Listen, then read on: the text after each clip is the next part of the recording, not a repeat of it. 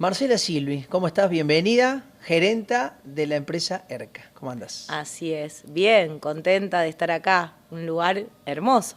Bueno, muchas gracias. Esto es IA para el Mundo Podcast. ¿Qué es ERCA? ERCA, bueno, es una pasión, ERCA es, después de mi familia es todo, y es una empresa que arrancó hace 50 años en un garage, que siempre lo cuento porque siempre creo que fabuloso ir siempre a ese comienzo, donde a veces me dicen, sos emprendedora. No, el emprendedor fue mi papá. Mi papá arrancó con un torno en el garage de su abuela y después fue buscando socios y fue, digamos, evolucionando desde arrancar a hacer partes y piezas a empezar a hacer un pequeño implemento y hasta, bueno, llegar a ser una sembradora. Entonces, la verdad es que ERCA significa un montón. Para mi familia significa todo. ¿Y qué te contaba tu papá? ¿Cuál fue ese inicio? ¿Por qué arrancó con eso? Mi papá terminó, no había terminado todavía la secundaria y le decía siempre a mi abuelo productor, le decía siempre a mi abuelo que él iba a tener una fábrica. Y mi abuelo se le reía un poco y le decía que se deje de soñar, que en realidad él tenía trabajo y que era el único hijo de varón de varios hermanos que eran socios y que él tenía que ir al campo. Y mi papá siguió con esa convicción de que el campo no y la fábrica sí. Y muy, muy perseverante porque también pasó situaciones donde obviamente debe haber repensado esto de decir me independizo o bueno, estoy en un lugar más cómodo donde sé bueno, que estoy avalado o acompañado o protegido, pero no, siguió y bueno, y hoy ERCA es lo que es gracias a ese soñador que fue mi papá. ¿Y él se imaginó de ver a dónde llegó ERCA? No. Él dice, hoy, por ejemplo, si vos le preguntás, él te va a decir que este es mi sueño, no es el de él. Que el de ¿Pero él qué quería él? quería tener una fábrica, pero por ahí no soñaba con lo que tiene hoy, sino soñaba con la fábrica que a lo mejor tenía cuando yo tenía 15 años, cuando yo, cuando yo ya arranqué, digamos, a involucrarme en la empresa, él ya estaba como en el lugar donde quería estar. Yo creo que los sueños por ahí, las generaciones van teniendo diferentes. La generación que viene por ahí tiene un sueño diferente al que tuvo la generación anterior, y eso es así porque forma parte también de las personas y de lo que cada persona por ahí anhela o quiere. Si vos me preguntás, ¿este es mi sueño? Y yo creo que sí también, y yo también por ahí digo, no sé si quiero algo diferente al presente que es hoy ERCA. A mí ERCA, como es hoy, me encanta, porque tiene una cantidad de gente justa que yo conozco a todos, que cuando hacemos una cena, como hicimos el otro día, la del Día del Metalúrgico, la pasamos bárbaros, todos nos conocemos, no se pierde ese contacto y esa relación, ¿Es toda digamos. gente de la zona? Es toda gente de la zona, mucha gente de la ciudad y toda gente de la zona. Por ahí a veces te dicen los ingenieros, ¿cómo hacen para...? Los chicos se van a estudiar a Rosario, mi hijo está estudiando en Rosario y no tiene idea de quedarse en Rosario e irse a vivir a otro lugar. Los chicos vuelven yo digo por ahí al pueblo, vuelven a la ciudad, que es Amsterdam. Si digamos, me preguntás dónde elegirían nacer si volvieran a nacer, es en Amsterdam.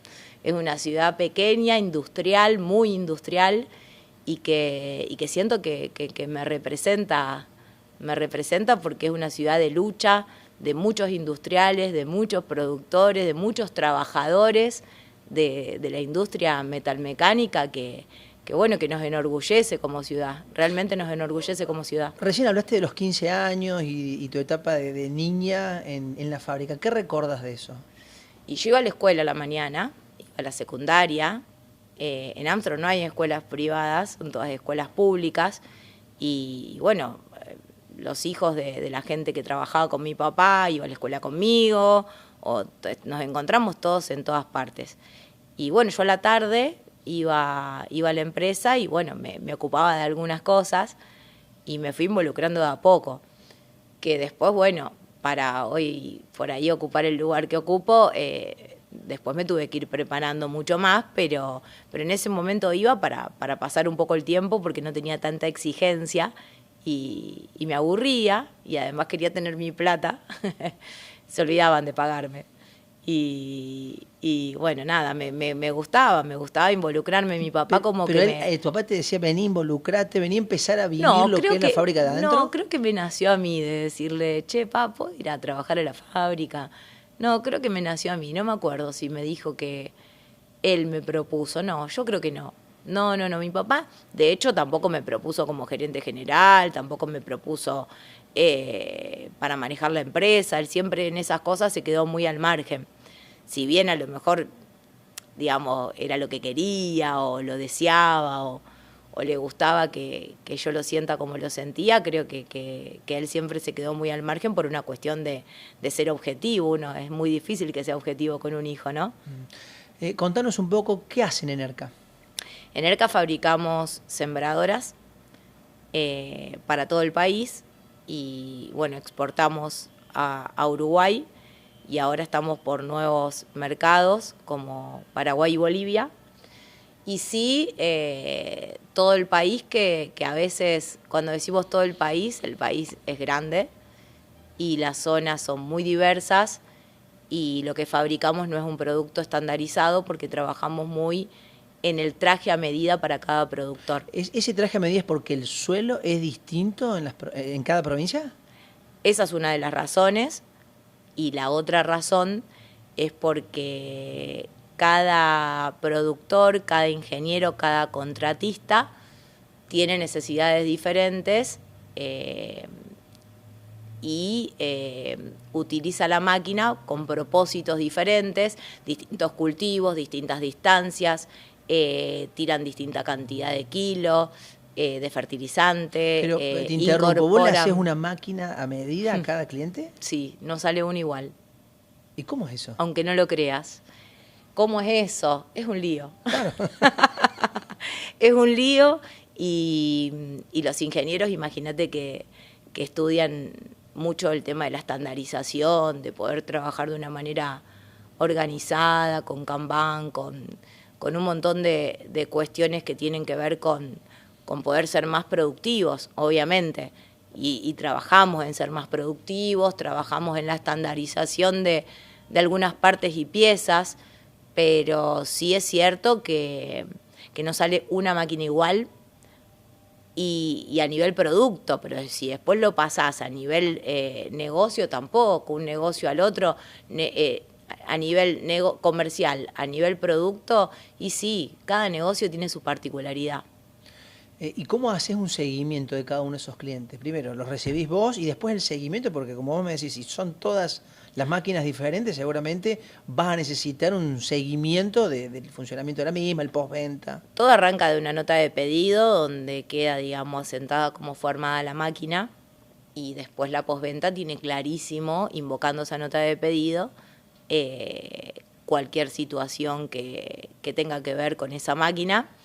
Y bueno, sí, comercialmente somos muy de estar cerca de los clientes, por eso antes hablábamos fuera de cámara del tema de la inteligencia artificial y del tema de las ventas en otros canales que no sean los convencionales, como hoy es cara a cara o en el campo, o en el cliente, o en la fábrica mostrándole los productos, que creo que todo pasa por la experiencia que tenga el cliente. Nosotros en ERCA tratamos de que el cliente tenga una experiencia única, que no se sienta un número, que se sienta especial, porque nos gusta hacerlo sentir especial. Somos muy amigos de muchos clientes que tenemos en ERCA, de muchos años. Tenemos muchos clientes muy fidelizados con la marca y que nos ayudan mucho a crecer. Entonces nos debemos al 100% a nuestros clientes. Yo creo que si hay algo que no va a cambiar es la manera de hacer negocios con nuestros clientes, que es a través de una red de concesionarios y esa red de concesionarios se apoya mucho en la empresa, en venir a la empresa con los clientes, en que nosotros nos movamos. Muchas veces me voy con el representante de zona y nos vamos a ver a ese cliente que está muy peleado el negocio, o que tiene ganas de charlar con nosotros, o que tiene ganas de que nos sentemos a hablar de algunas particularidades del negocio, teniendo en cuenta que ya a lo mejor nos conocemos o no nos vimos nunca, pero mismo en las exposiciones, estamos todos y todos ahí tratando de que se sientan cómodos. Armamos siempre un evento en Expo Agro, que es un after los miércoles, que a veces somos 800 y lo disfrutamos un montón, porque también tiene que ver con esto del encuentro desde otro lugar, del fidelizar a los clientes desde otro lugar, desde un lugar donde todos nos divertimos, todos la pasamos bien y no hay un negocio de por medio. Marce, y en la evolución de tu producto, la opinión del productor, ¿cuánto vale ese cliente?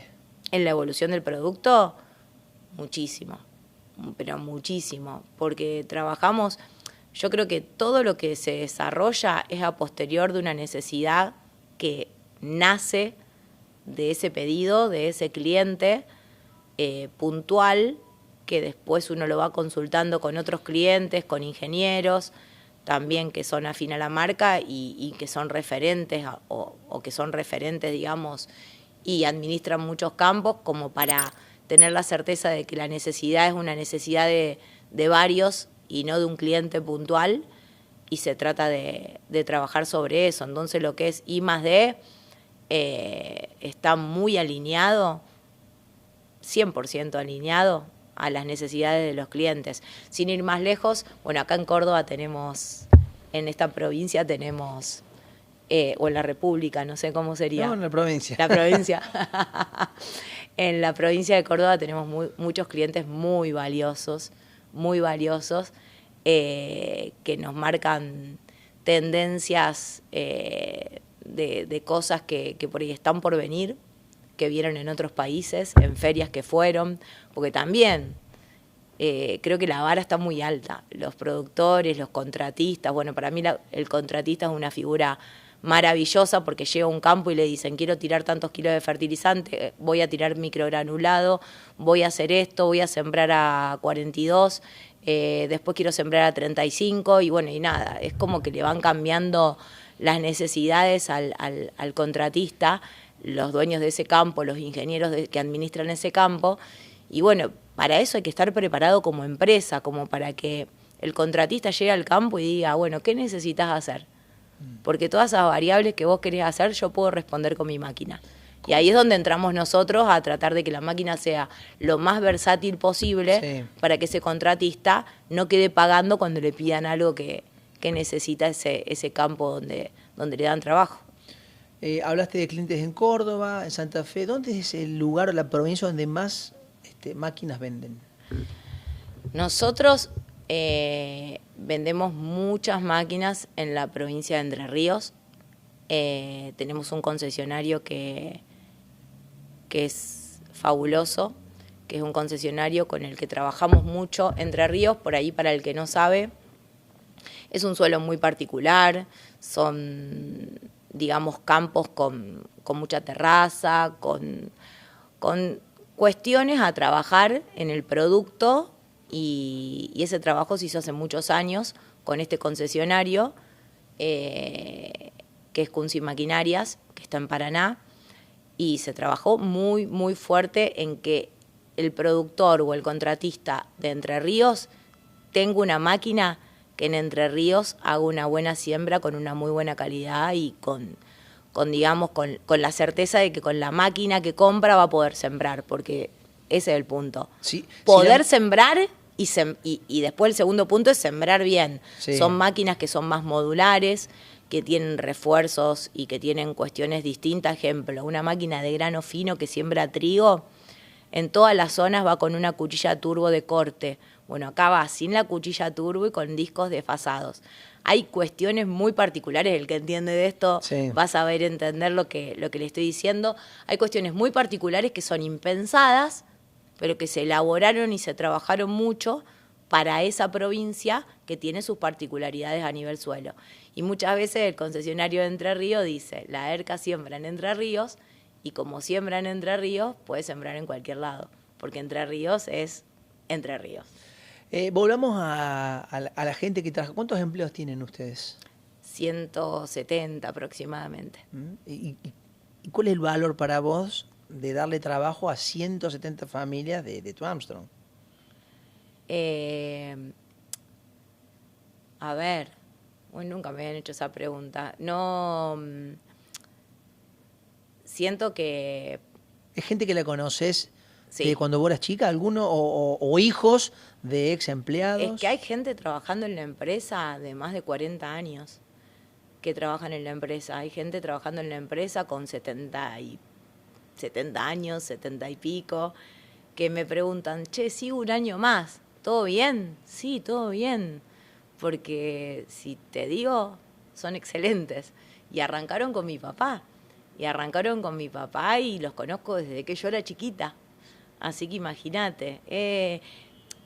Creo que ese es un valor inmenso que tiene la empresa, de tener gente de tantos años y que siga trabajando en la empresa. Yo digo que la fidelización de la gente que acompaña, de todos los colaboradores, y la fidelización del cliente son dos objetivos principales que tiene que tener cualquier empresario. Lucas Recalde, ¿cómo estás? Bienvenido ahí a Para el Mundo Podcast, director de 13 Construcciones. Suena fantástico. ¿Qué es 13? ¿Qué es 13? Qué linda pregunta, me encantaría conocer la respuesta. Che, pero no, 13 es un sistema socioproductivo que adentro tiene distintas tecnologías, entre ellas una tecnología constructiva, que es lo que más se ve. Construimos casas con plásticos post-consumo. Pero en realidad esa es una parte del sistema tecnológico. Todo el resto es con quienes nos relacionamos y cómo nos relacionamos para los distintos artefactos. Vos me vas a decir, ¿qué artefactos? Bueno, hay un artefacto que es la vivienda, hay un artefacto que son los tipos de maquinarias y hay un tipo de sistema que es cómo nos relacionamos entre los distintos actores sociales, entre ellos empresarios, entre ellos bancos, gobiernos y organizaciones de los territorios. Vuelvo al paso inicial. ¿Por qué decidiste emprender en este rubro? Bueno, en realidad vengo de otra empresa que empecé, que es un salón de fiesta, digamos, nada que ver, en la cual me empezó a llamar mucho la atención la cuestión social, pero no la cuestión social vulnerable solamente, todo lo que significaba lo social, ¿no? Las sociedades. Me dolía lo social vulnerable, empecé un proyecto de responsabilidad social empresaria y bueno, en un momento digo, esto no tiene escala hacerlo dentro de este negocio. ¿Cómo puedo hacer para lograr que estos objetivos tengan una escala totalmente mundial? Ahí nos metimos a pensar la problemática del hábitat y nos metimos en la problemática de los plásticos post-consumo y eso nos daba como que donde hay una botella de plástico puede haber un 13, ¿no? Donde haya una problemática de empleo, donde haya un plástico tirado y donde haya una problemática del hábitat. Bueno, vos veías que había plástico, que sobraba plástico, ¿y en qué momento decís esto puede ser utilizada para la construcción de una vivienda? Bueno, con serendipia. Siempre lo cuento esto, ¿no es cierto? Como cordobeses nos imaginamos otras palabras y no serendipia. Pero bueno, yo ya había identificado que para que escale teníamos que pensar una cuestión de habitacional, viviendas. Había buen negocio ahí.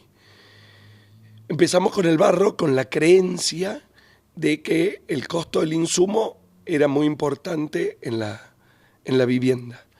Y yendo un día al basural de mi pueblo, de Agua de Oro, paso por encima, arriba unas botellas y me choco con un fardo de botellas. Y entonces le pregunto al hombre que trabajaba ahí, le digo, che, ¿por qué lo pone acá? Casi me muero un infarto porque fue un ruido. Me dice, es que es demasiado duro y es tan liviano, ¿viste? Y eran todos problemas que yo estaba teniendo en mi cabeza, che, necesito algo duro, pero que sea liviano, resistente, digamos. Entonces empecé a investigar, googleé qué era el plástico, qué era el PET en ese momento, que eran las botellas, Y bueno, tenía más propiedades que la aloe vera, ¿viste? Entonces lo empezamos a pensar a cómo lo metíamos dentro del muro. Y esto decís, lo empezamos a pensar. ¿A quién asociaste vos para avanzar con esto? Bueno, yo tengo, en ese momento estábamos trabajando con el Fede, que es mi socio, y con Victoria, que también es mi socia, que es arquitecta. Y bueno, veníamos, que también estábamos todos metidos en el otro negocio, digamos, porque todo iba dentro de lo mismo. Es como un spin-off, es como que se estaba repensando adentro de la otra empresa para que algún día se desprenda, pero éramos todos lo mismo. Somos pymes, ¿viste? Somos todos lo mismo. Y bueno, yo en ese día me engancho un fardo, estábamos haciendo unos reboques. ¿Te lo llevaste? Sí, se lo cargué, le digo, ¿cuánto sale esto, don Nieto? $1 el kilo, me acuerdo. Se lo compro, a un fardito. Y estábamos revocando unas habitaciones que estábamos haciendo en barro. Entonces le digo al Fede, que después sería mi socio, le digo, flaco, si pega el reboque acá, la pegamos, ¿viste? Y bueno, hicimos justo, estábamos ahí, ¿viste? Como en el hacer. Yo soy no te voy a decir que un fanático, pero sí un creyente que el aprendizaje es haciendo, ¿no? Esto ya lo decía Freire con la praxis, ¿no? Nosotros teníamos un montón de desafíos, pero no íbamos a llegar a ninguno sin probar desde la materialidad, desde lo físico. De hecho, la primera casa que construimos era con todas las técnicas que conocíamos. Tiene un poco de adobe, tiene un poco de quincha y cortadera, las 3 técnicas del barro, las técnicas tradicionales, ladrillo común, ladrillo hueco, ladrillo cerámico y el PET, y con plástico. Y un muro lo hicimos todo con lo que había dando vuelta, lo metimos. Y todas funcionan, ¿no? Ahí, en ese proceso nos dimos cuenta que todas estas problemáticas que abordamos, que vemos, porque vemos que ves una casa, entonces decís, abordo la problemática del hábitat. Ves plástico, decís, aborda la problemática ambiental, y bueno, al ser una empresa, aborda la problemática del trabajo. Y esas 3 problemáticas, ninguna tiene la problemática que es tecnología industrial. O sea, este imaginario que la problemática del hábitat la resolvemos trayendo una máquina alemana, yo digo, porque todas las máquinas alemanas son buenas, nos va a resolver la problemática del hábitat, es falso. Si creemos que vamos a traer una empresa alemana para que construya algo acá, o norteamericana, para que nos resuelva el problema del trabajo, es falso. Y si creemos que tenemos que comprar una máquina para que desaparezca el plástico, es falso. Porque las 3 problemáticas son problemas tecnológicos sociales, no industriales. Y por eso 3C es una forma de evidenciar esto. Lo que nosotros buscamos de 3C no es ser la constructora más grande del mundo. Es que todos los que estamos en la construcción, los que estamos en lo social o los que estamos en lo ambiental, repensemos las tecnologías para repensar nuestras problemáticas. Vos que tenés esto que hablas de IA, que me fascina, que me vuelve loco, porque el nuevo debate ya no son más las respuestas. El mundo siempre, nosotros tenemos más o menos la misma edad, ¿no? A nosotros nunca nos enseñaron a hacer preguntas, siempre nos enseñaron a responder respuestas de preguntas hechas. Y por eso no resolvemos los problemas, porque hoy el desafío son las preguntas. Lo mismo nos preguntamos nosotros con 3C. ¿Cuál es la pregunta correcta? Como no la sabemos, la vamos construyendo. Por eso es una tecnología que aborda la complejidad desde la complejidad. Che, ¿esta es la solución? No sé. Vamos probando. Lucas, ¿y con qué personas trabajas? Mira, más allá de trabajar con personas, trabajamos con instituciones. Los premios Nobel de Economía, los últimos que ganaron, gana el premio Nobel por decir que los países crecen por la calidad de sus instituciones. Y estoy totalmente de acuerdo. Los seres humanos no trascendemos a través de las individualidades, trascendemos a través de las instituciones. Entonces, lo colectivo más que lo individual. No existimos de lo individual. Es falso. Creer que estamos solos en el mundo y que el éxito viene porque somos picantes, individualmente es falso. Una de las mentiras más estúpidas que tiene el ser humano. Dependemos desde que nacemos, que alguien nos dé la teta. Esa es la primera institución, la familia. Lo que te construye tus valores, hoy todo lo que te podrías considerar en la mente que sos, no digo que seamos solo eso, viene de tu familia, viene después de la escuela, viene del club, viene de todo lo que te rodea. Nuestra forma de pensar, nuestro algoritmo de pensamiento, no he inventado, he adquirido. Entonces, bueno, me fui. Acordate de frenarme porque me voy a Melmac. Estás trabajando con ONGs, por ejemplo. Laburamos con organizaciones de los territorios que no se victimicen. Nosotros tenemos que laburar una de las grandes problemáticas de los territorios vulnerables y no vulnerables, porque como empresario te digo que también me victimizó. Viste, que no tengo crédito, que si yo estuviera en tal lado. Che, los empresarios somos una sociedad que se victimiza. Nosotros lo que tratamos de hacer es reflexionar esto también. Che, ¿qué pasa si no nos victimizamos más? Esta es la teoría del desarrollo endógeno, que dice, haz lo que puedas con lo que tengas donde estés. De hecho, eso lo decía Ford, ¿no? Entonces, che, ¿qué hacemos con lo que tenemos? Che, no, pero podríamos tener, pero ¿qué hacemos con lo que tenemos? ¿Qué hacemos con los plásticos? ¿Y de dónde sacas las botellas? Están en todos lados. En todos lados. Lo que queremos es que activar también economía en territorios vulnerables. Entonces nos aliamos con organizaciones de los territorios que activen sus redes para traccionarlo. Pero para eso hay que ponerle precio. Entonces nosotros metemos el plástico en un artefacto que es una vivienda, que una casa de 150 metros cuadrados lleva 1.500 kilos de plástico. Por lo tanto, no nos impacta tanto el precio del plástico con respecto al artefacto final. Entonces lo puedo pagar casi lo que quiero. Hoy yo estoy pagando el kilo de plástico 1.000 y pico de pesos. Y hoy el plástico más valioso en el mundo del reciclado cuesta 250, 300 pesos. Hay PET blanco que no cuesta nada y nosotros nos sirve de la misma manera. Por lo pronto usamos PET, pero la idea es usar cualquier plástico que venga de los alimentos. Me acabas de dar un número. ¿Cuántas botellas de plástico usás para hacer, no sé, una habitación o cómo lo podemos medir para la gente que nos está viendo? Bueno, mira, por metro cuadrado de pared pesa 30 gramos. Te voy a hacer algo más fácil y más didáctico. ¿Viste los Big Bag, esos de arena? Sí. Bueno, ¿vos sabés cuánto pesa uno lleno de plástico sin prensar? No, ni idea. 22 kilos. O sea que imagínate que si yo metí en una casa 1.500 kilos, ¿cuántos de esos metros cúbicos son? Como 90. ¿Y cuáles ¿Te son imaginas? Sí, ¿Sabes cuánto sí. mide un edificio de 30 pisos? No. 90 metros. No, de 10 pisos, 3 metros, Sí. 30 metros. Podemos subir, bajar y subir, o podemos hacer 3 filas de Big Bag en un edificio es una locura. Porque casi todo es volumen, es ultraliviano.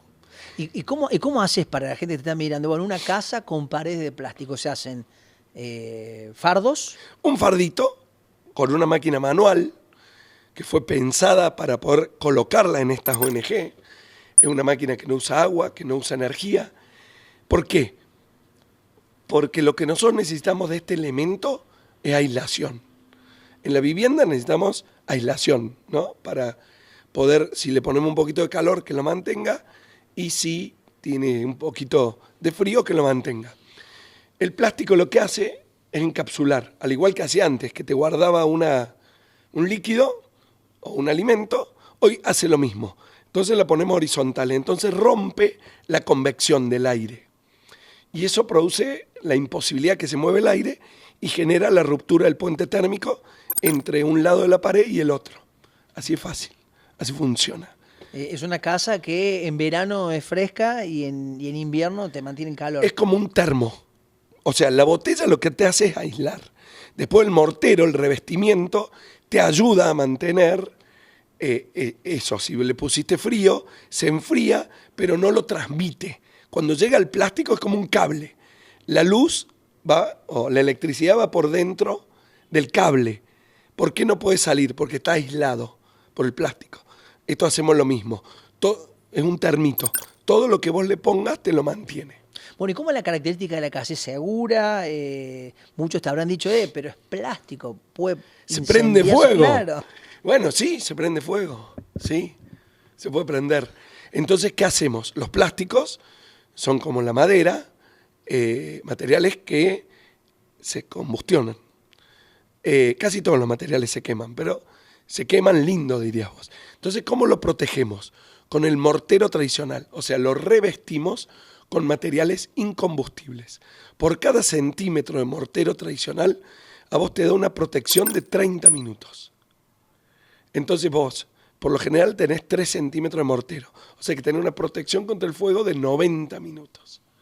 La normativa te pide en 2 pisos un RF60, o sea que está holgado. EPEC a la vanguardia tecnológica.